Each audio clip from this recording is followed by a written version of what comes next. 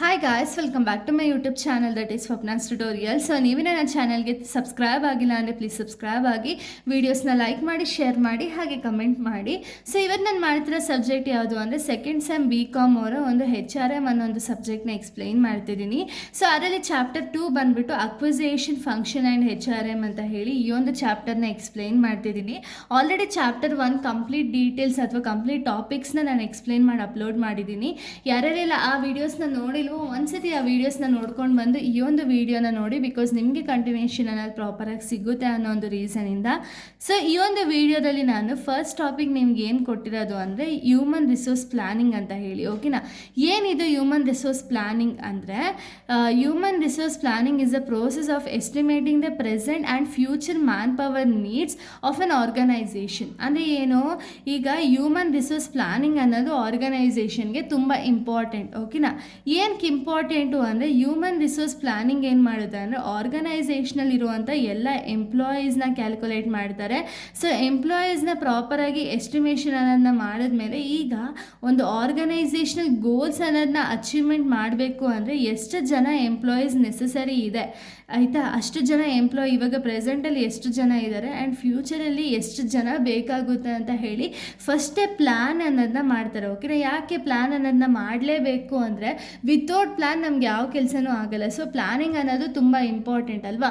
So ಫಸ್ಟೇ ಇವ್ರು ಏನು ಮಾಡ್ತಾರೆ ಅಂದರೆ ಪ್ಲ್ಯಾನಿಂಗ್ ಅನ್ನೋದನ್ನ ಮಾಡ್ತಾರೆ. ಪ್ಲ್ಯಾನಿಂಗ್ ಮಾಡಿದಾಗ ಏನಾಗುತ್ತೆ ಅಂದರೆ ನಮಗೆ ಪ್ರಾಪರಾಗಿ ಇದನ್ನು ನಾವು ಪ್ರಾಪರಾಗಿ ಯುಟಿಲೈಸ್ ಮಾಡೋದಕ್ಕೆ ಸಾಧ್ಯ ಆಗುತ್ತೆ. ಅದನ್ನು ನಾವು ಹ್ಯೂಮನ್ ರಿಸೋರ್ಸ್ ಪ್ಲ್ಯಾನಿಂಗ್ ಅಂತೀವಿ. ಅಂದರೆ ಏನು, ಫಸ್ಟೇ ಪ್ಲ್ಯಾನ್ ಮಾಡ್ತೀವಿ ಆರ್ಗನೈಸೇಷನಲ್ಲಿ ಎಷ್ಟು ಎಂಪ್ಲಾಯೀಸ್ ಇದ್ದಾರೆ, ಹಾಗೆ ಎಷ್ಟು ಎಂಪ್ಲಾಯೀಸ್ ಮುಂದಕ್ಕೆ ಬೇಕಾಗುತ್ತೆ. ಯಾಕೆ ಅಂದರೆ ಆರ್ಗನೈಸೇಷನ್ ಗೋಲ್ಸ್ನ ಯಾವ ರೀತಿ ಅಚೀವ್ಮೆಂಟ್ ಮಾಡೋದಕ್ಕೆ ಎಷ್ಟು ಎಂಪ್ಲಾಯೀಸ್ ನೆಸಸರಿ ಇದೆ ಅಂತ ಹೇಳಿ ಫಸ್ಟೇ ಪ್ಲ್ಯಾನ್ ಮಾಡ್ತೀವಿ. ಓಕೆನಾ? ಇದ್ರ ಇಂಪಾರ್ಟೆನ್ಸ್ ಹ್ಯೂಮನ್ ರಿಸೋರ್ಸ್ ಪ್ಲಾನಿಂಗ್ಗೆ ಯಾಕೆ ಬೇಕು, ಯಾಕೆ ಇದು ಇಷ್ಟೊಂದು ಇಂಪಾರ್ಟೆಂಟ್ ಅಂದರೆ ಪ್ರಾಪರ್ ಯುಟಿಲೈಸೇಷನ್ ಆಫ್ ಎಂಪ್ಲಾಯೀಸ್. ಅಂದರೆ ಏನು, ಸೊ ಈ ಒಂದು ಹ್ಯೂಮನ್ ರಿಸೋರ್ಸ್ ಪ್ಲಾನಿಂಗ್ ಮಾಡೋದ್ರಿಂದ ಏನಾಗುತ್ತೆ ಅಂದರೆ ಎಂಪ್ಲಾಯೀಸ್ ಸ್ಕಿಲ್ಸ್ನ ನಾವು ಪ್ರಾಪರಾಗಿ ಯುಟಿಲೈಸ್ ಮಾಡೋದಕ್ಕೆ ಹೆಲ್ಪ್ ಆಗುತ್ತೆ. ಓಕೆನಾ? ಈಗ ಎಂಪ್ಲಾಯೀಸ್ ಅವ್ರು ನೆಸಸರಿ ಇದೆಯಾ ಅಂತ ಹೇಳಿ ತಿಳ್ಕೊಂಡ್ಮೇಲೆ ಅವಾಗ ಅವ್ರು ಬೇಕು, ಆರ್ಗನೈಸೇಷನ್ಗೆ ಬೇಕು ಅಂದರೆ ಅವ್ರನ್ನ ಇಟ್ಕೊಳ್ತೀವಿ, ಇಲ್ಲ ಅಂದರೆ ಅವ್ರನ್ನ ಕೆಲಸದಿಂದ ರಿಮೂವ್ ಮಾಡ್ತೀವಲ್ಲ. ಸೊ ಆ ರೀತಿ ಒಂದು ಯುಟಿಲೈಸೇಷನ್ ಅನ್ನೋದನ್ನ ಮಾಡೋದಕ್ಕೆ ಹೆಲ್ಪ್ ಮಾಡುತ್ತೆ. ಅವಾಯ್ಡ್ ಎಂಪ್ಲಾಯಿ ಶಾರ್ಟೇಜ್ ಅಂದರೆ ಏನು, ಇವಾಗ ಎಂಪ್ಲಾಯಿ ಪ್ರಾಪರಾಗಿ ಇದ್ದಾರಾ ಅಂತ ಹೇಳಿಬಿಟ್ಟು ಹ್ಯೂಮನ್ ರಿಸೋರ್ಸ್ ಪ್ಲಾನಿಂಗಲ್ಲಿ ನೋಡ್ತಾರೆ. ಸೊ ಇದರಿಂದ ಏನಾಗುತ್ತೆ ಅಂದರೆ ಎಂಪ್ಲಾಯಿ ಶಾರ್ಟೇಜ್ ಇತ್ತು ಅಥವಾ ಎಷ್ಟು ಎಂಪ್ಲಾಯೀಸ್ ಬೇಕೋ ಅಷ್ಟು ಎಂಪ್ಲಾಯೀಸ್ನ ರೆಕ್ರೂಟ್ಮೆಂಟ್ ಮಾಡೋದ್ರ ಕಡೆ ಅವರು ಕಾನ್ಸಂಟ್ರೇಷನ್ ಅನ್ನೋದನ್ನ ಮಾಡ್ತಾರೆ. ಓಕೆನಾ? ಯಾವುದೇ ರೀತಿ ಇವಾಗ ಆರ್ಗನೈಸೇಷನ್ ಗೋಲ್ಸ್ನ ಅಚೀವ್ಮೆಂಟ್ ಮಾಡಬೇಕಾದ್ರೆ ಒಂದು ಶಾರ್ಟೇಜ್ ಆಗದೇ ಇರೋ ರೀತಿ ಅವರು ಪ್ಲ್ಯಾನ್ ಅನ್ನೋದನ್ನ ಮಾಡ್ತಾರೆ.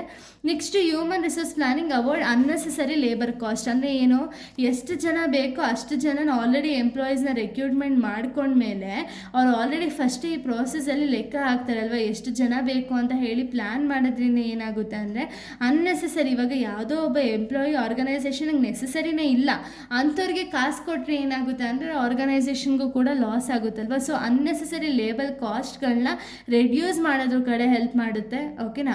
Next HR planning helps to achieve the business objective. ಅಂದರೆ ಏನು, ಬಿಸ್ನೆಸ್ ಆಬ್ಜೆಕ್ಟಿವ್ ಏನಿದೆಯಲ್ಲ ಅದನ್ನು ಅಚೀವ್ ಮಾಡೋದ್ರ ಕಡೆ. ಯೂಶ್ವಲಿ ಬಿಸ್ನೆಸ್ ಆಬ್ಜೆಕ್ಟಿವ್ ಏನು, ಆರ್ಗನೈಸೇಷನ್ ಗೋಲ್ಸ್ ಏನಿರುತ್ತೆ ಅಂದರೆ ಪ್ರಾಫಿಟ್ನ ಅರ್ನ್ ಮಾಡೋದಲ್ವ, ಅದ್ರ ಕಡೆ ಕಾನ್ಸಂಟ್ರೇಷನ್ ಅನ್ನೋದನ್ನ ಮಾಡುತ್ತೆ. Next helps to identify the future hiring needs and helps in recruitment process. ಅಂದರೆ ಏನು, ಸೊ ಫ್ಯೂಚರಲ್ಲಿ ಎಷ್ಟು ಜನ ಎಂಪ್ಲಾಯೀಸ್ ಬೇಕು ಆ್ಯಂಡ್ ಯಾವ ರೀತಿ ಎಂಪ್ಲಾಯ್ಮೆಂಟ್ ರಿಕ್ರೂಟ್ಮೆಂಟ್ ಪ್ರೋಸೆಸ್ ಅನ್ನೋದನ್ನ ಕೈಗೊಳ್ಳಬೇಕು ಅಂತ ಹೇಳಿ ಪ್ಲ್ಯಾನ್ ಮಾಡೋದಕ್ಕೂ ಕೂಡ ಈ ಒಂದು ಹ್ಯೂಮನ್ ರಿಸೋರ್ಸ್ ಪ್ಲಾನಿಂಗ್ ಅನ್ನೋದು ತುಂಬ ಇಂಪಾರ್ಟೆಂಟ್ ಆಗುತ್ತೆ. ಓಕೆನಾ? ಇನ್ನು ನೆಕ್ಸ್ಟ್ ನಾವು ನೋಡೋದಾದರೆ, ಸೊ ನೋಡಿ, HRP ಅಂದರೆ human resource planning identify the training requirement. ಅಂದರೆ ಏನು, ಫಸ್ಟ್ ನಾವು ಪ್ಲ್ಯಾನ್ ಮಾಡೋದ್ರಿಂದ, ಸೊ HR ಪ್ಲಾನಿಂಗ್ ಅನ್ನೋದನ್ನ ಮಾಡೋದ್ರಿಂದ ಏನಾಗುತ್ತೆ ಅಂದರೆ ಇವಾಗ ಏನಾದರೂ ನ್ಯೂ ಟೆಕ್ನಾಲಜೀಸ್ ಇನ್ಕ್ರೀಸ್ ಆಗಿತ್ತು ಅಥವಾ ನ್ಯೂ ಟೆಕ್ನಾಲಜೀಸ್ ಬಂದಿದೆ ಅಂದರೆ ಅದಕ್ಕೆ ಯಾವ ರೀತಿ ಎಂಪ್ಲಾಯೀಸ್ನ ನಾವು ಹೈಯರ್ ಮಾಡ್ಕೋಬೇಕು ಅಂತ ಹೇಳಿ ಒಂದು ಐಡೆಂಟಿಫೈ ಮಾಡೋದಕ್ಕೆ ಹೆಲ್ಪ್ ಮಾಡುತ್ತೆ. Next proper planning avoids wastage of resources. ಅಂದರೆ ಏನು, ಪ್ರಾಪರಾಗಿ ನಾವು ಪ್ಲ್ಯಾನ್ ಮಾಡೋದ್ರಿಂದ ಏನಾಗುತ್ತೆ ಅಂದರೆ ಅನ್ನೆಸೆಸರಿ ರಿಸೋರ್ಸಸ್ ಏನಿದೆಯಲ್ಲ, ನಿಮಗೆ ಗೊತ್ತಿರೋ ಹಾಗೆ ರಿಸೋರ್ಸ್ ಲಿಮಿಟೆಡ್ ಇರುತ್ತೆ. ಆ ರಿಸೋರ್ಸ್ನ ನಾವು ಪ್ರಾಪರಾಗಿ ಯುಟಿಲೈಸ್ ಮಾಡಬೇಕು. ಸೊ ಇದರಿಂದ ಏನಾಗುತ್ತೆ, ರಿಸೋರ್ಸ್ ಜಾಸ್ತಿ ವೇಸ್ಟ್ ಆಗಲ್ಲ. ಓಕೆನಾ? ಇದೆಲ್ಲ ಇಂಪಾರ್ಟೆಂಟ್ಸು. ಇನ್ನು next factor affecting human resource planning. ಏನೇನೆಲ್ಲ ಫ್ಯಾಕ್ಟರ್ ಅಫೆಕ್ಟ್ ಆಗುತ್ತೆ ಹ್ಯೂಮನ್ ರಿಸೋರ್ಸ್ ಪ್ಲಾನಿಂಗ್ಗೆ ಅಂದರೆ ಆರ್ಗನೈಸೇಷನಲ್ ಗೋಲ್ಸ್ ಯಾವ ರೀತಿ ಅಫೆಕ್ಟ್ ಆಗುತ್ತೆ ಅಂದರೆ expansion plans affects the man power needs. ಅಂದರೆ ಏನು, ಇವಾಗ ಕಂಪನಿ ಏನಾದರೂ ಎಕ್ಸ್ಪ್ಯಾಂಡ್ ಮಾಡಬೇಕು ಅಂತ ಹೇಳಿ ಹೇಳಿ ಅಂದ್ಕೊಂಡ್ರು ಅಂದರೆ ಆವಾಗ ಮ್ಯಾನ್ ಪವರ್ ಏನಿದೆಯಲ್ಲ ಅದು ಜಾಸ್ತಿ ಬೇಕು ಅಲ್ವಾ. ಸೊ ಅದು ಕೂಡ ಒಂದು ಅಫೆಕ್ಟ್ ಆಗುತ್ತೆ. ಟೆಕ್ನಾಲಜಿ ಚೇಂಜಸ್ ಅಂದರೆ ಏನು ನಿಮಗೆ ಗೊತ್ತಿರೋ ಹಾಗೆ ಟೆಕ್ನಾಲಜಿ ಅವಾಗವಾಗ ಚೇಂಜಸ್ ಆಗ್ತಾ ಹೋಗುತ್ತೆ. ಅದು ಕೂಡ ಒಂದು ಪ್ಲ್ಯಾನಿಂಗ್ ಅನ್ನೋದಕ್ಕೆ ಚೇಂಜ್ ಮಾಡುತ್ತೆ. ಯಾಕೆ ಅಂದರೆ ಈಗ ಆಲ್ರೆಡಿ ಆರ್ಗನೈಸೇಷನಲ್ಲಿ ಇವತ್ತು ಪ್ಲ್ಯಾನ್ ಮಾಡಿಬಿಟ್ಟಿರ್ತಾರೆ ಅಂದ್ಕೊಳ್ಳಿ, ಓಕೆನಾ. ಬಟ್ ನಾಳೆ ಏನಾದರೂ ಟೆಕ್ನಾಲಜಿ ಚೇಂಜ್ ಆಯಿತು ಅಂದರೆ ಈಗ ಮತ್ತೆ ಪ್ಲ್ಯಾನ್ ಮಾಡಿರೋದು ಮತ್ತೆ ಹೊಸ್ದಾಗಿ ಪ್ಲ್ಯಾನ್ ಮಾಡಬೇಕಾ ಅಲ್ವಾ. ಅವಾಗ ಮತ್ತೆ ಎಕ್ಸ್ಟ್ರಾ ಅಮೌಂಟು ಬೇಕು, ಅನ್ನೆಸೆಸರಿ ಕಾಸ್ಟ್ ಅನ್ನೋದೆಲ್ಲ ಆಗುತ್ತೆ. ಸೊ ಇದು ಒಂದು ಅಫೆಕ್ಟ್ ಆಗುತ್ತೆ. ನೆಕ್ಸ್ಟ್ ಎಕನಾಮಿಕ್ ಚೇಂಜಸ್ ಅಂದರೆ ಏನು, ಎಕನಾಮಿಕ್ ಗ್ರೋತ್ ಆಗಿರ್ಬೋದು ಅಥವಾ ರಿಸೆಷನ್ ಆಗಿರ್ಬೋದು ಅಫೆಕ್ಟ್. ಆ ಟೈಮಲ್ಲಿ ಏನಾಗುತ್ತೆ ಅಂದರೆ ಹೈರಿಂಗ್ ಮಾಡೋದು ಕಷ್ಟ ಆಗುತ್ತೆ ಅಲ್ವಾ. ಸೊ ಅದು ಕೂಡ ಒಂದು ಅಫೆಕ್ಟ್ ಅನ್ನೋದಾಗುತ್ತೆ. Labour market condition, labour law ಆಗಿರ್ಬೋದು, ಇಂಥ ಒಂದು ಕಾನ್ಸೆಪ್ಟ್ಸ್ ಎಲ್ಲ ಏನಾಗುತ್ತೆ ಅಂದರೆ ವರ್ಕ್ ಫೋರ್ಸ್ ಪ್ಲ್ಯಾನಿಂಗ್ನ ಅಫೆಕ್ಟ್ ಮಾಡುತ್ತೆ. ಅಂದರೆ ಆಲ್ರೆಡಿ ನಾವು ಪ್ಲ್ಯಾನ್ ಮಾಡಿರ್ತೀವಿ, ಬಟ್ ಏನೋ ನ್ಯೂ ಟೆಕ್ನಾಲಜಿ ಅಥವಾ ನ್ಯೂ ಲಾ ಬಂತು ಅಂದ ತಕ್ಷಣ ಅದನ್ನು ಅನುಸರಿಸ್ಕೊಂಡು ಹೋಗಬೇಕಲ್ಲ. ಸೊ ಅದು ಕೂಡ ಎಫೆಕ್ಟ್ ಆಗುತ್ತೆ.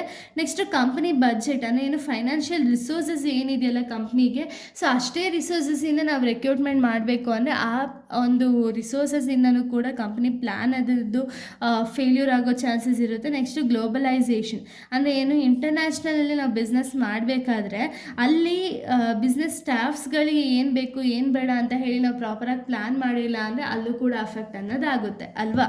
ಸೊ ಇಷ್ಟು ಕೂಡ ಈ ಒಂದು ಟಾಪಿಕ್ಸ್ ಆಗಿದೆ. ನೆಕ್ಸ್ಟ್ ವೀಡಿಯೋದಲ್ಲಿ ನಾನು ಬೇರೆ ಒಂದು ಟಾಪಿಕ್ ಅನ್ನೋದನ್ನ ಮಾಡ್ತೀನಿ.